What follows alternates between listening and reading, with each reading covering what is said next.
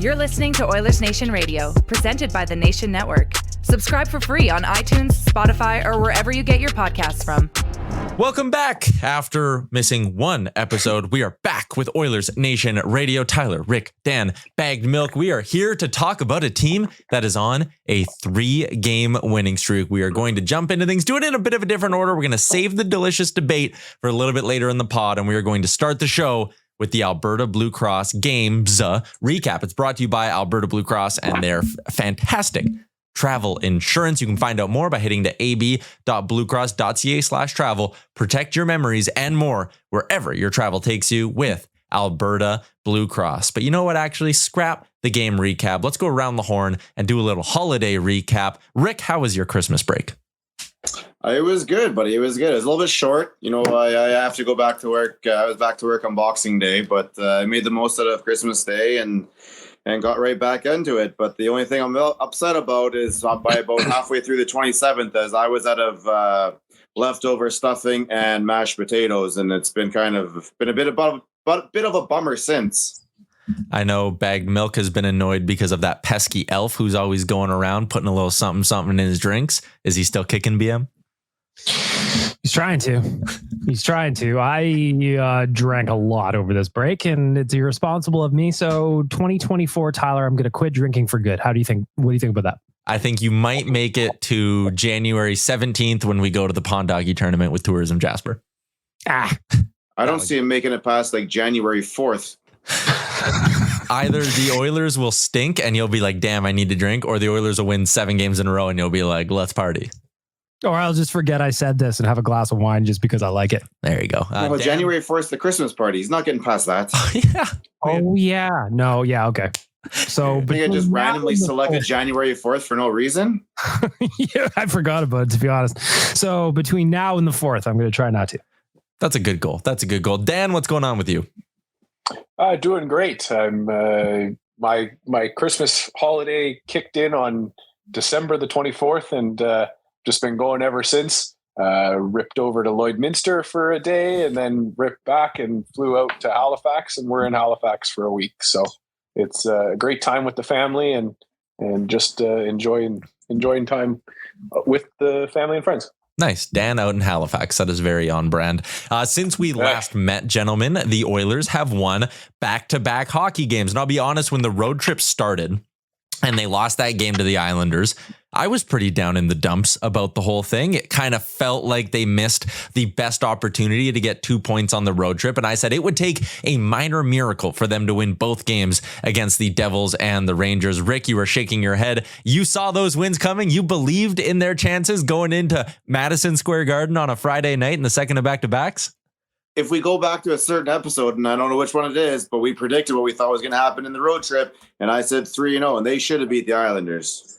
This team is exactly this team is who we wanted them to be at the beginning of the season. They had that stupid 12-13, whatever game fucking thing that was. But ever since we were in Seattle with them, it's been a whole different team. This has been, ever since that day, they have turned into that team that many believe can win the Stanley Cup. That is who this team is. And I am saying again, I think this Western trip should be a 3-0 as well.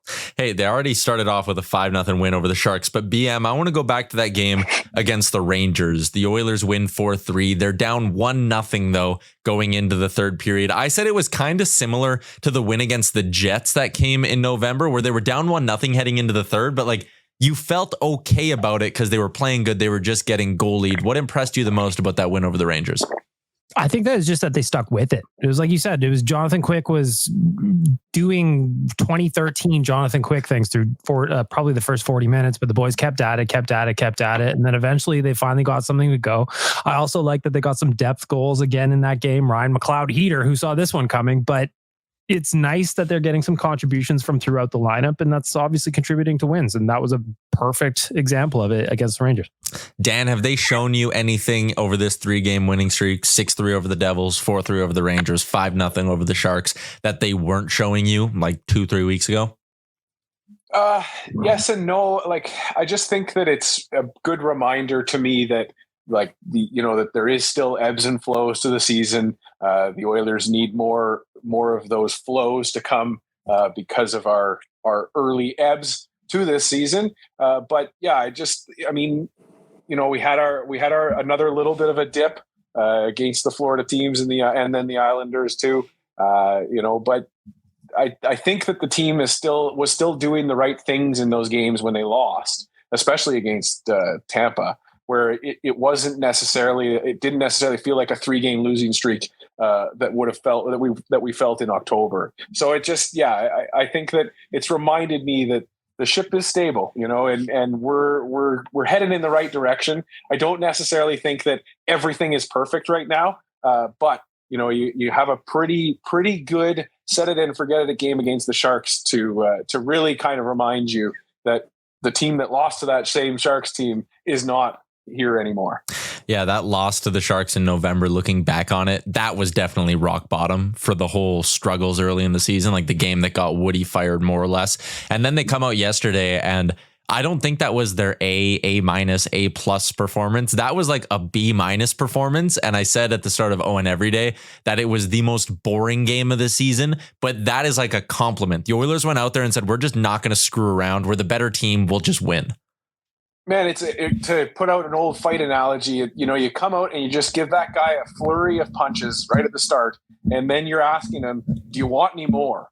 And the Sharks had a couple of opportunities in the first period where they, you kind of felt like, if the Oilers keep letting them do those odd man chances, we're probably going to have a goal against here. But those were snuffed out throughout the rest of the game. And it just kind of felt like the Sharks were kind of just saying, you know what, we're good. We don't need to have the lamp lit either way anymore. And the Oilers were fine playing that game the rest of the way.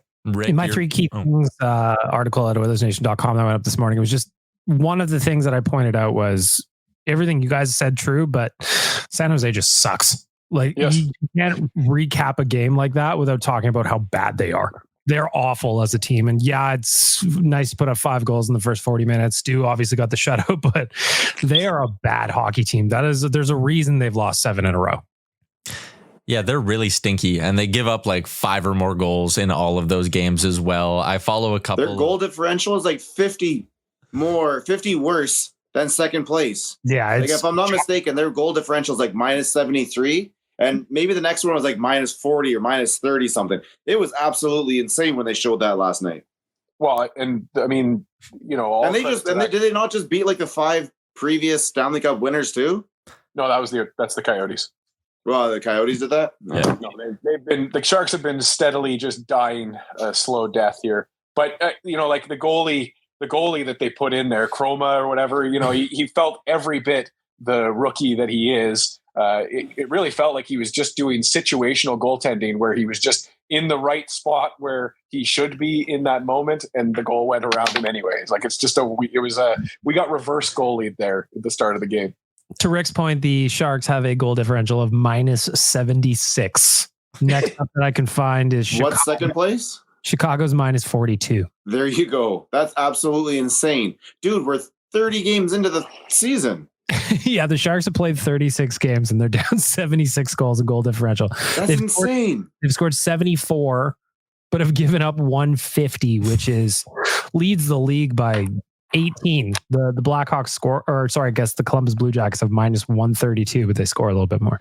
Yeah, so per game BM, the Sharks allow 4.08 goals. The Blue Jackets are second last at 3.64. So I'm not great at math, as you know, but that's about half a goal more than any other team in the NHL, which is, they're bad. I follow a couple Sharks beat guys, and one of them was complaining yesterday. I think it was about Alex Barabanov. And they were like, God, why isn't this guy sitting in the press box? All he does is turn over the pucks. And another guy responded to him and was like, they don't have any other players. Like, they have to play Barabanov. He's one of the only guys who has NHL, even close to NHL caliber skill. It's dry. As I was writing the GDB for yesterday, I was looking at the line combos from the Sharks.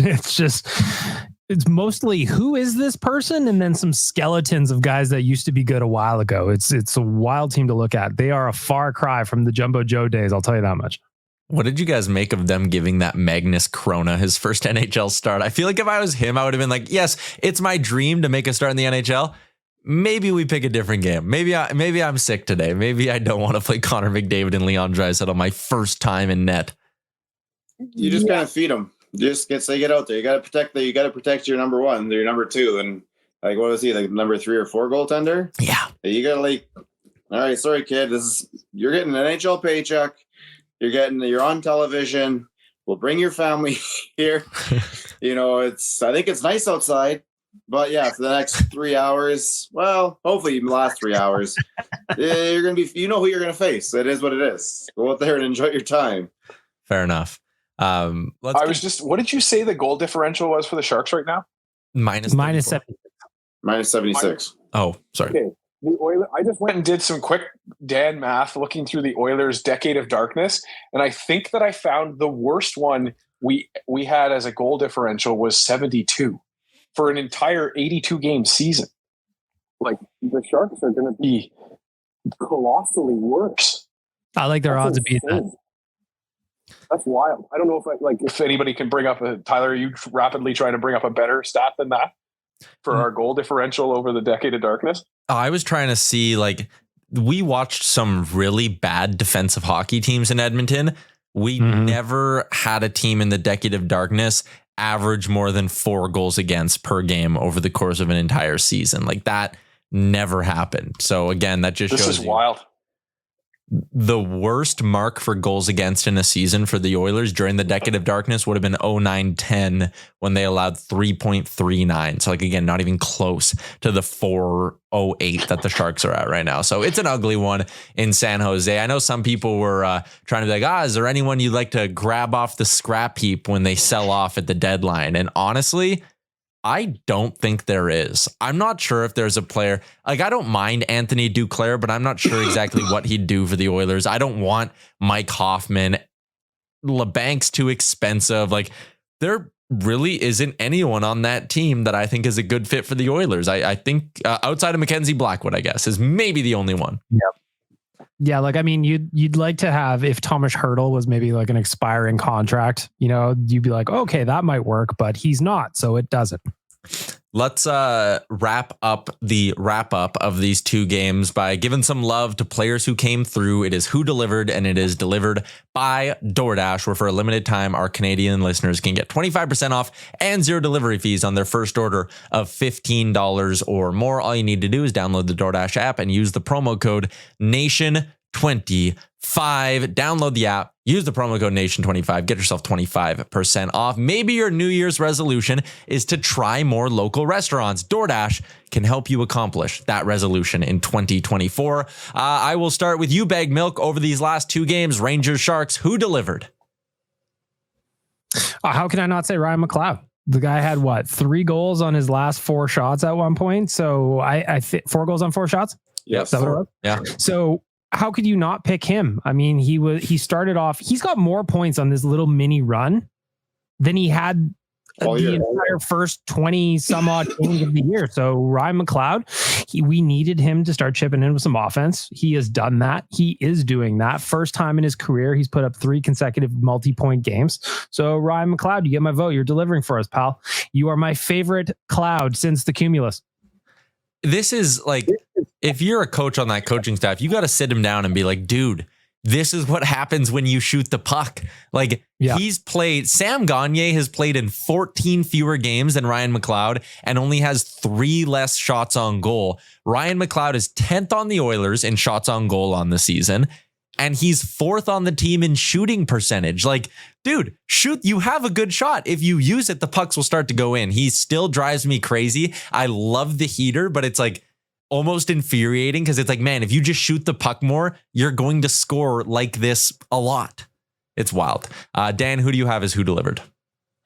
My guy is Zach Hyman. I was just trying to quickly look up his numbers as to where he is in the league right now. I think it's 6th in scoring. Just quietly put in 2 goals over these last 2 games, a 3rd goal last night that he was close on, but apparently didn't touch according to Toronto reviews or whatever. But yeah, for me, it's Zach Hyman. He's just, he's everything we need from the top 6, and I think it was Coombe last night, or maybe it was Aaron was just talking about, everybody just says, oh, well, he plays with McDavid. Well, yeah, but we've had a lot of people try to play with Connor McDavid and not be as successful as Zach Hyman is. So Zach Hyman is my guy. Zach Hyman is tied with David Pasternak for 5th in the NHL with 20 goals, and he's played 2 fewer games than David Pasternak so far this season. He's one back of Sam Reinhart for 4th, and he's played 3 fewer games than Sam Reinhart. If you go straight up goals per game and use the metric of like at least 10 games played or whatever, the only guys who are scoring at a better clip than him are Kucherov, Besser, and of course, Austin Matthews. Zachary Martin Hyman continued his heater. Rick, who delivered for you? On pace for 50, by the way. Jeez, man, for 5 points on $1 million. Just for the record, Pasta has as many goals as Hyman does. Yeah, that's fine. Just want to make sure we get it out there properly. Stu. I mean, every time people want to chase him out of town not that long ago, actually. They always want to find, our puck gets past him. They want to find a reason for it. Dude has been solid since the 11th of November, since Seattle, right? He's turned his game around along with the rest of the team, and I think he deserves a little bit of love. I think he deserves a lot of love. A shutout in the last 2 games, 950 some. His save percentage against the Rangers was worse than it should have been because that goal went in at the buzzer or whatever, and it was kind of like, whatever. Like he was 0.2 seconds. 912? Yeah, still had a 912 even with that goal. Since November 11th, so Seattle, Rick, no goalie in the NHL has more wins than Stuart Skinner. In that time, he has a 909 save percentage and a 243 goals against average. I saw that there was this notion going around, and we'll get to the Rodrigue thing in a bit, but separate from that, someone was like, if you give Rodrigue a run here, maybe it opens up the door. You trade Skinner for an established number 1. And I'm sitting there going, why would you draft and develop Stuart Skinner? And then in year 1 of what could end up being a great bargain contract, you go, well, we're good. That's enough. Like if he can be like he's been for the last 7 weeks now, a 909 goalie, this team is more than okay. Yeah, but Tyler, you don't know what's in the box until you get the box. Yeah, I love a mystery box. That's craziness. That's craziness. That is a nonsense idea. Whoever come up with that, it was wild. They were dipping the magical elf got to them a little bit too much. Magical elf, he's everywhere. That rascal. And like I know 909 isn't like an elite save percentage over that span or anything like that, but if you go back through Skinner's last 10 games, he's had 1 bad game against the Lightning. Granted, that game was very bad. I totally get it, but 1 bad game out of every 10. If he's also going to mix in a shutout, and he had one against Washington too, he's got 2 shutouts on the year already. Like, come on, people. It's the eye test for me too, and I think you've talked about it, Tyler. Like it's that swagger that he has when he's on, and it's that fire that he has. It's that Mike Smith fire you see when that puck goes in with 0.1 second left to go. He's the most angry guy on the ice, and you can determine whatever you want about that. The guy is fired up and he's in the game. He's locked in. He knew that was that close, and he was still engaged on it. So you love to see it. Yeah. People said that fire Mike Smith had was a bad thing for the record. I'd like to point that out. Well, okay. It was fine until he turned the lens on his defenseman after every goal. And that's when I think I turned on Mike Smith. He was always yelling at sweet little Philip Broberg. What did Philip Broberg do? Anyways. It played into the Bouchard hate. Yeah, it did a little bit. Stuart Skinner, 2 shutouts in his last 16 games as well. The numbers they look good. So we'll talk a little bit more about goaltending in a second here. But you guys, you've done who? McLeod's gotten 1, Skinner's gotten 1, Hyman's gotten 1. Maybe I should go with Evan Bouchard as my who delivered because he just stayed hot. All this guy does is produce an insane amount of points. A 2-point night against the San Jose Sharks. I know he was cold there for a little bit from a point production standpoint, but he is still over a point per game as a defenseman on the season. What he's doing is incredible. There are only a couple of D-men who have both played in 30 games and are above a point per game. It's Hedman, Dobson, Bouchard, Makar, and Hughes. Like one of the 5 best point producing defensemen is an Edmonton Oiler. I know plus minus stinks, but his plus minus is starting to get better. So the people who love glaring at that number don't have much of a leg to stand on. His defensive play continues to improve. the Edmonton Oilers have an elite offensive defenseman on their team. And I think paired up with a guy like Matthias Ekholm, who is starting to look once again like vintage Matthias Ekholm, that pass he made to Zach Hyman in the Rangers game was disgusting. And Ekholm's been great in his own end. Like Bouchard and Ekholm are slowly starting to look more and more like a legit number one pairing. Is that insane? No, not at all. And I think you can start calling him future all-star Evan Bouchard. Like pencil him in, like him, Hyman, and McDavid, I think are guaranteed options now. Should we do a way too early prediction on his contract? Oh, that's an ugly number. That's a mean thing to do, Bagno. Wanye tweeted something yesterday during the game after he scored that made me laugh out loud. He goes, Evan Bouchard's next contract is going to make all of us think Darnell Nurse is underpaid, and it just made me laugh out loud. What's Makar's? Funny. What's Makar? 8 million? 9 something, I think. Cale Makar signed an 8-year deal with an AAV of $9 million. Sorry, a 5 or 6 year deal worth $9 million a year. Yeah, it won't be that much more than that. Should be around 9.5. But here, hey, let's give Ken it's not Holland, next summer; it's the summer after that. Let's give Ken Holland some love. Going to go up like 10 mil by then. Can you imagine if Holland would have only given him a 1-year deal? At least we got Bouchard next year for 3.9. Like that's significant. This year's a discount deal. Next year's going to be a discount deal. Elite NHL defenseman. He's got more points than Bedard does. The wild thing too about Bouchard right now is that shot from the point is turned it's a deadly option that the Oilers haven't had in a while. It finds its way through traffic. It's hard. He's devastating back there right now. And I don't understand the people who refuse to or don't want to give him the right amount of credit for that. Like, we are a fan base that sat through a lot of defensemen who could not hit the net if their life depended on it. Andrei Sekera would hit a million shin pads and couldn't get a puck through. And Yanni Pitkinen. Yeah, we finally have a defenseman on the blue line who consistently gets pucks through, gets pucks on net, finds holes, and people just shrug and go like, yeah, so he turns the puck over once in a while. And it's like, God damn it. We can be a little bit better than that, I think, you know? Can I give an honorary who delivered, Tyler? Yes. Connor Brown has more points in December than Jonathan Huberdeau. Oof. That delivers for me. Thank you. He's had a visually better couple of games. Yeah, I feel like it's a matter of time. I keep predicting him to score goals in my not so obvious game day prediction in GDBs, and damn it, one of these times I'm going to get it right. You know what? You just need a little bit of effectiveness from a fourth liner. I'm manifesting. I don't know where I come out on Connor Brown anymore, man. Like, he's our problem to begin. Why do we keep picking? Why do we keep picking at it? Just let him keep plugging away on the fourth line and see whatever happens. It's like Jack Campbell. There's no point in even wasting your breath on it right now. Sure. Yeah. Wow. We can leave it. Yeah. I just mean there's no point in debate. It's just whatever happens now. We've got 9 guys playing in front of them that are very successful right now. They're putting up a lot of points. We have 6 guys playing on defense that are playing really well, and we have got 2 guys in net that are playing really well. I just keep doing it that, and I don't think we need to spend too much time worrying about a guy like Connor Brown. Right now he's a 4th line player.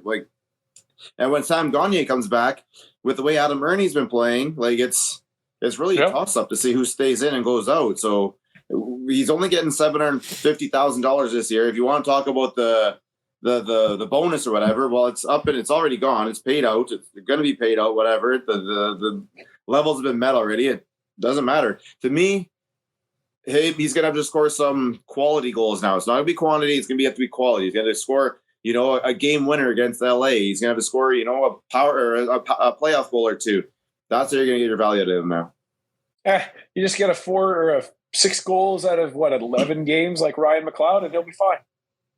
Maybe he gets a big one tomorrow against LA, and that's kind of the start of getting the ball rolling for him. Well, hey, Dan makes a good point too. Like Ryan McLeod now, if you look at his pace for the season, he is on pace for 15.37 goals over an 82 game season. If Ryan McLeod scored 15 goals, no one's going to complain at all about his production on the season. So if you're looking at Connor Brown, no one saw 4 goals in 4 games coming from Ryan McLeod before that streak started, right? So Connor Brown, I know right now it feels dumb to say something like this, but if he scores 4 goals in the next 5 games and you're sitting there and you go, 4 goals in 30 games. You pace it up. It's almost 12 goals. Like, again, not great, but you can start to see the path towards him having a somewhat productive season. He needs a heater, though, to do it, which I guess is the big hurdle. So we're trying to be optimistic. We love a heater. I'll be cheering for a heater. Heaters have saved our season so far, so why not?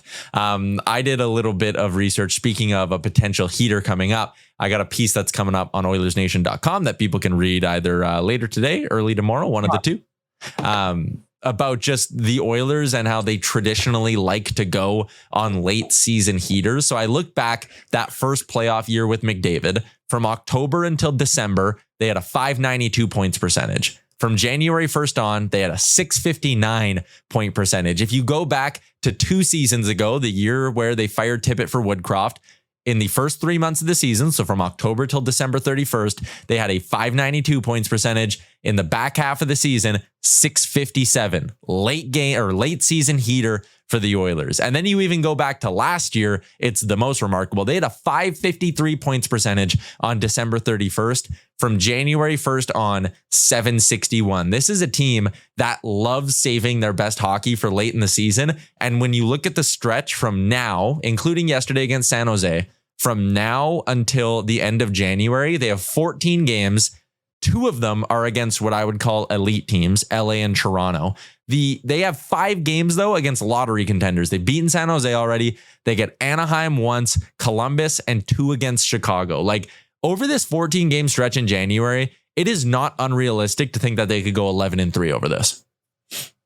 14-0. Okay. Take 11-3 and add it to the 19-6 they are, or whatever it is, since Garlic took over. Yeah, what is the record since Garlic took over? 19-6, I think. Is it? Damn. I didn't think it was that good. Or 9? When did he get canned? On the 12th? 11th? Or when did he come in on 12th?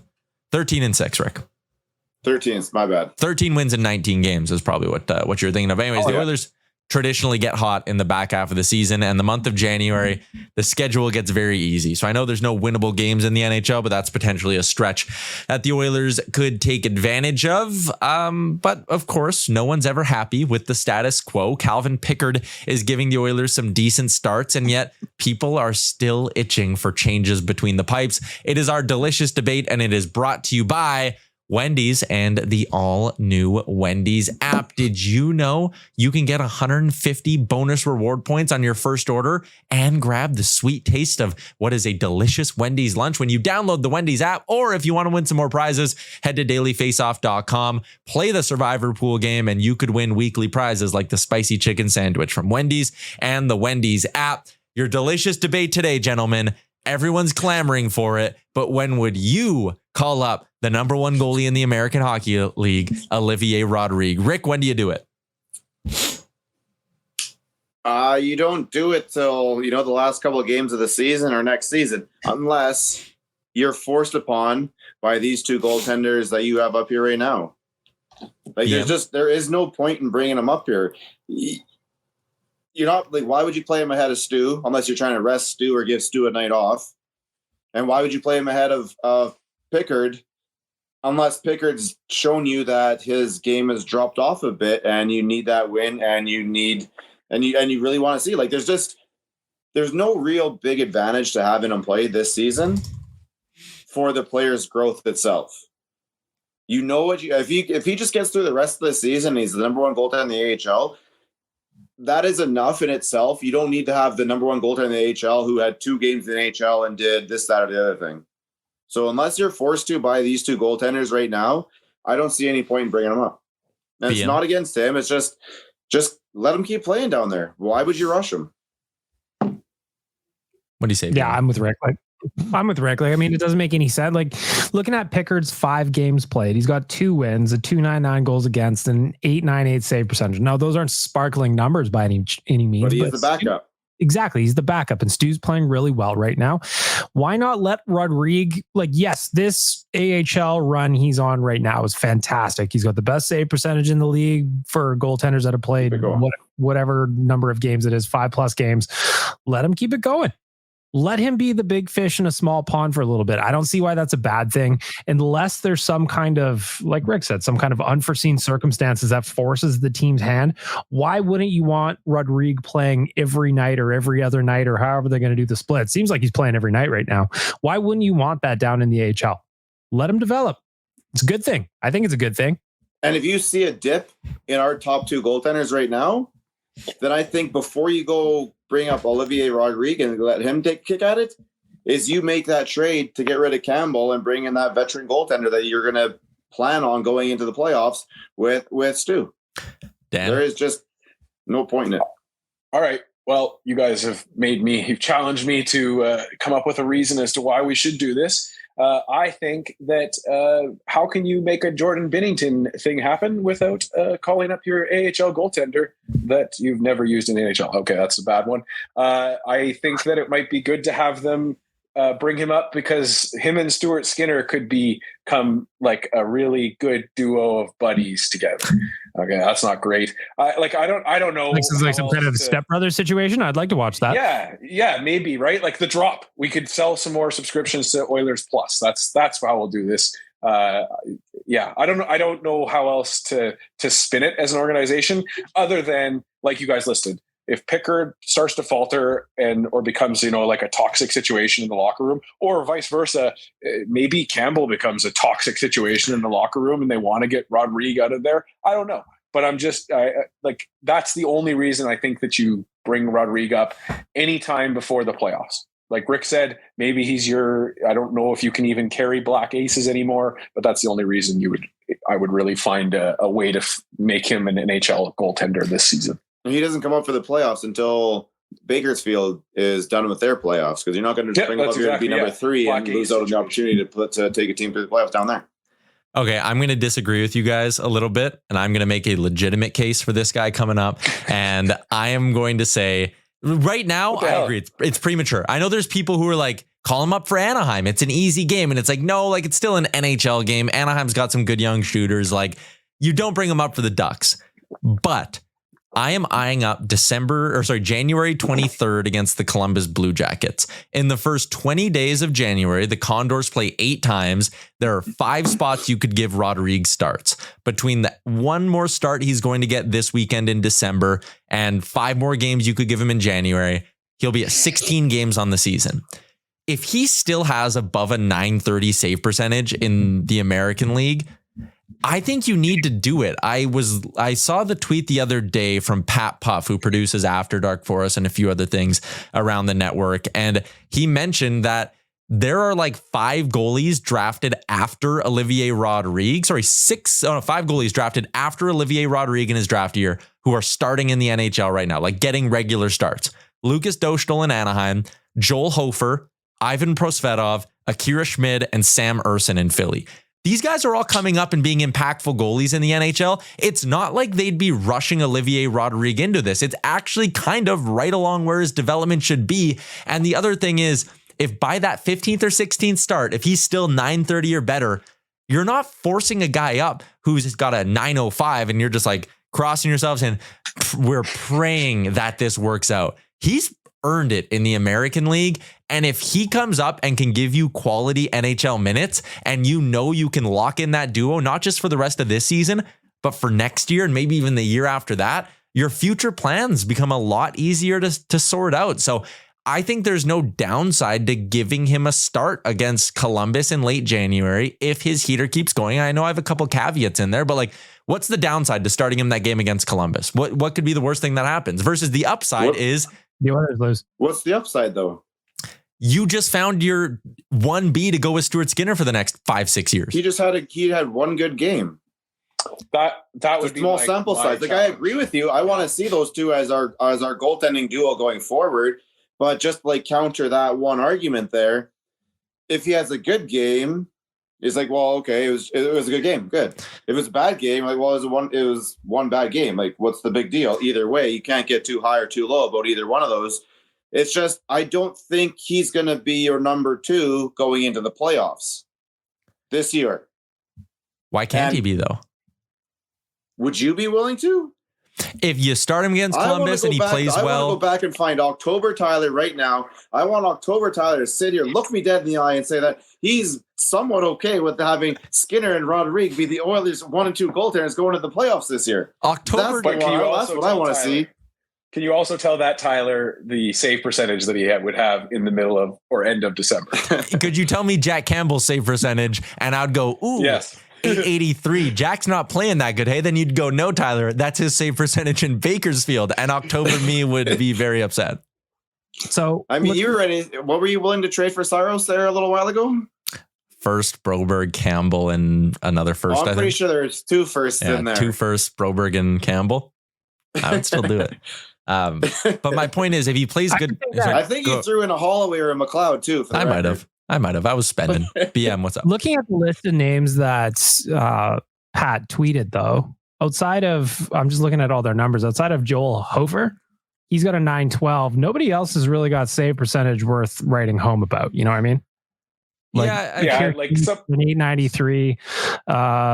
What's this guy's name?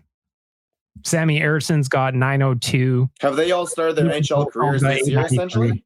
For the most part. Well, like some of those names, like Dostal started last year, arrived against the Oilers. But like a lot of those players are not necessarily in the best situations. Yeah, they're on shitty teams that don't have Stanley Cup aspirations. So like I just think that the pressure on those guys specifically is a little bit less than if Rodrigue came up here. Fair. And I think that that's Rick kind of highlighted a good point of the risk of one game being the one game syndrome either way, is an issue for this guy. So I don't know. I see the merit of what Tyler said. I'm glad that you came to my side after you heard my great arguments. So there we go. I just let Rodrigue keep doing his thing. Let him unless something really goes off the rails, let him be. And even if something goes off, I think your first plan has to be go figure out that goaltender situation. See, and I'm the reverse of you, Rick. Before I go make a trade, I go bring up Rodrigue and see if he's, like Dan said, Jordan Binnington 2.0. Yeah. You never know. Would you ever consider packaging the prospects of what Rodrigue could be in terms, and then let's just say you package Rodrigue, a first, Campbell, and Broberg, and throw him out there for that bigger name goaltender at all? Like a Saros? Sure. It'd be tempting, but at the same time, like the idea of Rodrigue comes up, gives you a few good starts. Let's get further down the line and say this summer, you give him a 2-year deal, $1 million a year, right? Your goalie You're fully willing to go into next year with Stuart Skinner and Olivier Rodrigue as your 1-2? Oh, I'd be totally fine with that. Yeah. For $3.6 million, that's such a bargain if you can get it done. No, hey, listen, I'm down with it, and I love the fact that we want to play kids. And people have written off Skinner a couple of years ago, and they wrote off Ollie 2 years ago. And I was like, hey, like goaltenders take time, guys. Allow this shit to happen, and whatever happens, don't rush it. Just let it happen. We're letting it happen. Look where we are right now. So yeah, I'd be all for it. I just tend to get painted with that Homer brush and be like, no, that's not good enough. You need a legit or whatever. And so that's just my question. You are a Homer. I've been watching you. We know from following this team enough that if Bob Stauffer's dropping hints, it could be happening. And Bobby's been on the case, so you never know. See, I can't get behind. That's like people say, like, every time Spec says something's about to happen, or every time Trina's Lane or whatever the hell that person is.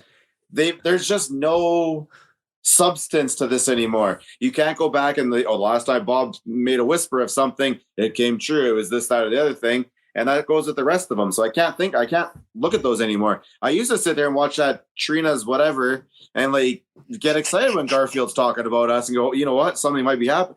Now nothing ever happens. I can't get excited no more. It might as well be just somebody like a homeless person on the street. Bobby's got a new career as an equipment manager anyway. Wasn't that Eklund? Wasn't he the homeless guy on the street? Who? Eklund? Eklund. From Hockey Butt? No, he was the guy in a black room that we wouldn't be able to see his face.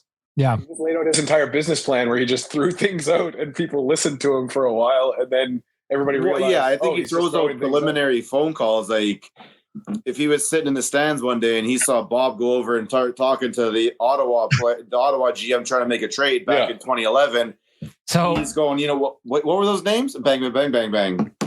Just for funsies, you guys are talking about Eklund. So I popped over to Hockey Buzz. I haven't been to this website in a minute. And his top story, I shit you not, boys, his top story on the website right now is E4. Of course, you got to remember the ratings. E1, that's just a... Five's the best, right? 5 is basically a done deal. So we've got an E4 Edmonton targeting UC Saros. I am told Edmonton and the Preds have had several discussions surrounding Saros. As one source put it, there's no question Edmonton has to go big or go home, and they cannot wait for another month to see what happens. The Preds aren't shopping Saros at all, but they will listen, and they are listening. Okay, which one of you three have the connection? Who's being bugged by Eklund right now? Because that was a real fast turnaround to get this article posted. Let me see your text messages, Tyler. The article is like the exact trade we just talked about 2 seconds ago. He's in our chat right now, like listening to the show. All right, we're going to continue along with the show, but first we do need to step aside for a quick break. All right, continuing along on a December 29th edition of Oilers Nation Radio, our final show of 2023 and like if we had to rank like the best Oilers moments of the year, I think, you know, Connor McDavid putting up 150 points would be like right damn near the top of the list. It's got to be number one. He did something that hadn't been done yet this century. But if I had to ask you guys for like a good nation memory from 2023, what's maybe something that stands out for you guys? Maybe not like, I mean, I'll go first. Watching them win against the LA Kings when we had that big party going on down with our friends at Greta, and we were popping champagne on the dance floor and all of that stuff, like way overreacting to winning one playoff round. But that night was just so much fun. Yamamoto scoring the big goal, all of that, like absolutely electric. Any of you guys have a good like fan nation-y random obscure memory from 2023? Rick, go. Did you actually pop champagne? Yes. It was Prosecco, so no. Listen, I thought my DJ, I think it was that one where he decided to start playing We Are the Champions, and I had it turned off as soon as I could get to the damn DJ booth. That is far too premature. There was turn that off right now. I don't care if we go dead silence right now while you look for a better song. We're not playing that right now. The answer is November 11th in Seattle. That was a great little time. Can't wait for, the next one in Arizona. And it launched the real Oilers this season. I'll go with the 15th anniversary party. That was a hell of a day. The Oilers played Seattle that day. We packed the bar. It was full of nation citizens for a matinee. We had just an absolute blast. And then we as a crew, we all went over to Japanese Village after it was over to have dinner. It was a great day. And it was wild that the website is now as old as it is and kind of as big as it is. And for me, I've kind of been around a minute. It was just a lot of fun to watch what it's turned into, just the size of our staff now, just the impact on the city we've made and with people that are, hardcore Oilers fans as well. So the 15th anniversary party has to rank right up there for me. That is a great one. Dan? For me, it's an early memory for me in January, going to Vegas, which ended up being my last official nation vacation as the manager of travel and events. So an absolute great way to send me off from that role with the company. Had an absolute blast with everybody doing the watch party at Tom's Urban, I think, was probably the highlight for me. Just had a lot of fun setting that all up, and I think seeing everybody kind of get in the VIP section and just have a little fun that way, feeling like we really took over a part of Vegas that night, and just had an absolute blast with people. So it was a great time and a great send off for me from that role, and great to see you guys now having fun in Arizona and in Seattle there too, of course. And shout out to Tom's Watch Bar for not having the channel for the Oilers game until moments before puck drop.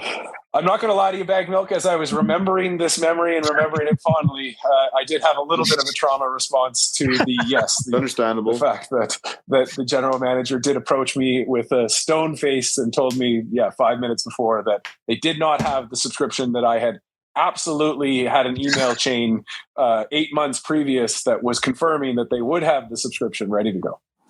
But it all worked out. That is a great part of that story, looking back on it. In the moment, stressful, but now it's fun. BM, I'd also say us watching the game in Vegas where the Oilers just laid the boots to them in the playoffs, the Draisaitl game with the 4 goals. Like, that's an awesome memory, just how quiet that building got in such a hurry when Leon started popping off. The comeback in LA was Zach Hyman scoring the OT winner. Like, the playoff run in 2023 wasn't as long as the one in 2022, not going to the Western Conference Finals, but the boys still gave us some unbelievable memories over the 2 rounds against LA and Vegas, and hopefully we get a really long one in 2024. I think that might be something we do on Tuesday's edition of the pod. Maybe we'll dig into what we're hoping to see from the Oilers in 2024. But instead, also, lastly, Tyler, how could I not say Ryan Nugent-Hopkins hitting 104 points? I mean, nobody saw him having a 100-point season. Let's be honest. Before that, his career high was 69 points. So to have him fly past it and hit 104, he's on pace for 82 this year. So he's on pace for another fine season quietly. But yeah, Nuge at 104, that was pretty fun.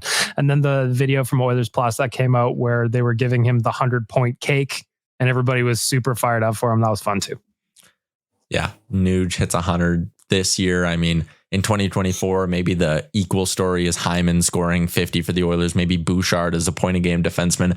Plenty to look forward to in the new year for the Oilers. Let's wrap up the show, boys, with a little bit of hot and cold performers. It is brought to you by Greta. Yes, the spot where we made all of our playoff memories last year, and we're looking forward to doing it again in the spring of 2024. They are your pregame spot. They are your postgame spot. They are your weekend spot, even if there are no games on. Good times to be had down at Greta, as we always do. We start with our veggies. Dan, and BM's on the buttons as well. Even though we're in different locations, I got BM sitting with the Roadcaster, so the buttons are on him today. I really want to make that clear. But Dan, what is your cold performer of the week? My cold performer of the week is going to go to the Pop-Tart Bowl, and whatever the hell that was, where they decided to make a mascot turn into a giant edible Pop-Tart. It just was weird. I had a lot of fun laughing at it and making memes out of it. But yeah, the Pop-Tart Bowl for not really thinking through turning a human mascot into an edible dessert.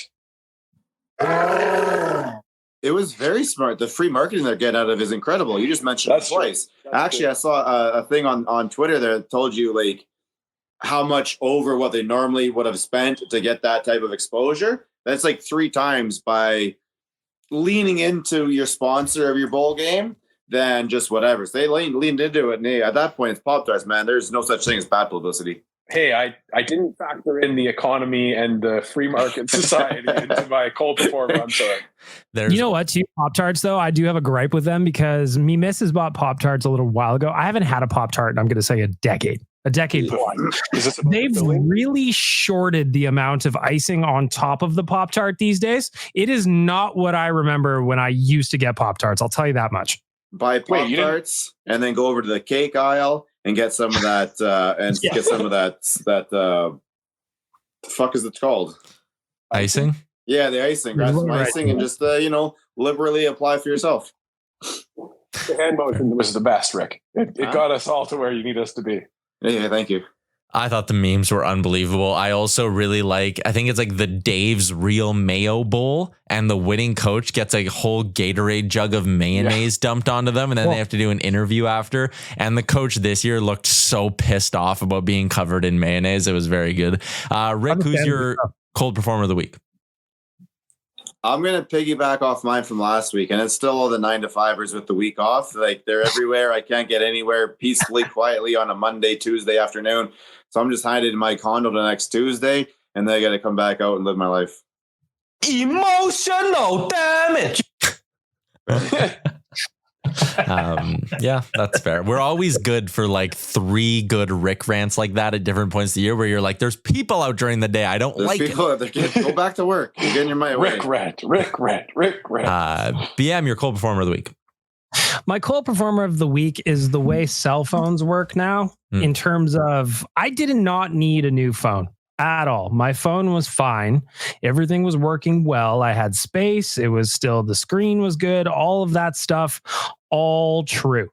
But because my contract was over, I had this bring it back thing where if I wanted to just keep my old phone, I would have had to pay my provider $700. So I guess I just had to get a new phone. So while I do enjoy this new phone I have, I did not want one. I did not need one. And the whole thing just feels like a cash grab to me. And I'm very upset about it.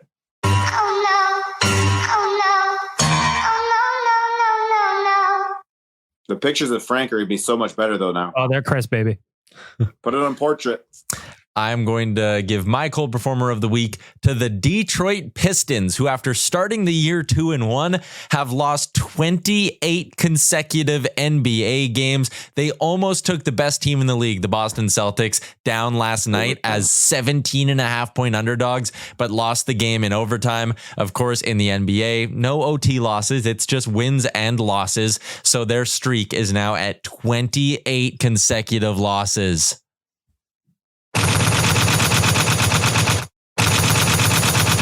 What is that? That's the 20. They were up by 21 last night, no? Yeah, they were. 21 points they were up by. And that was at the half. If you go back, Tyler, and you listen, there's a shot for every loss they've had this season. Yep, that's what I was trying to go for. I was trying to count there. Nice. And the crazy thing about the NBA this year is that there's still two teams, even though they lost 28 games in a row, there are two teams that they're still only 3 wins behind, which is wild. But this streak, it's must-watch TV because they're going out there. The Pistons play every game like it's a game 7. They're just so inept. So it's fun to watch them going as hard as they can. And the other team just like clearly so rattled at the possibility they might lose to the Pistons. It's great. Do they beat Toronto tomorrow? There's no way. Maybe. How are they doing against the spread? Non-better question. Ooh, that's a good question. I will try find the answer for you on that one. But let's do our hot performers of the week. Is it going to load fast enough for me to make this not awkward? It is. Detroit against the spread this season, 11-19-1. Not bad. That's not terrible. It's not too bad. Not great either, really, for humans. But anyways. Hot performers of the week. BM, you get to go first because I'm flipping the order. Who do you got? I'm going to go my dude, Ryan Nugent-Hopkins. In his last 10 games played, well, I mean, he's settling in really, really nicely. The Hyman, McDavid, Nuge line, best line in hockey right now. He's settling in very nicely on the left side. He has got 14 points in his last 10 games. Ryan Nugent-Hopkins, you're my hot performer of the week. Let's go, baby. All right. I think it is Dan next up in my order. Dan, your hot performer of the week. Well, I think if you go back in the tape, and Kennedy, I know, is going back in the tape and record back, you'll never hear me saying something positive about it, but I'm going to do it now. Oilers Plus content that came out. Going to give a hot performer to Mr. Bob Stauffer and his showing off of his skating skills. That man must have taught McDavid a few things from his in his time with this organization. As a person that had taught himself to skate 2 years ago, Bob Stauffer, your silky smooth skating is something to watch, and you're going to get my hot performer of the week. Children's choir applauds Bob Stauffer's skating.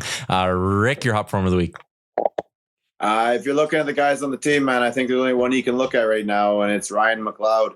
Liam's been trying to chase him out of town for a couple of weeks now. I think he finally figured it out. He saw some of the articles, and it's kind of gotten under his skin a bit. So he decided to turn his game around and hope that the scout from the Sherwood Park Crusaders changes his opinion on him. But Mr. McLeod, he's definitely the hot performer. Thank you. Thank you, Ryan McLeod, for the 4 goals over the last 4 games. I will give my hot performer to a couple of new teammates that are joining us at our network in the new year, starting on January 2nd.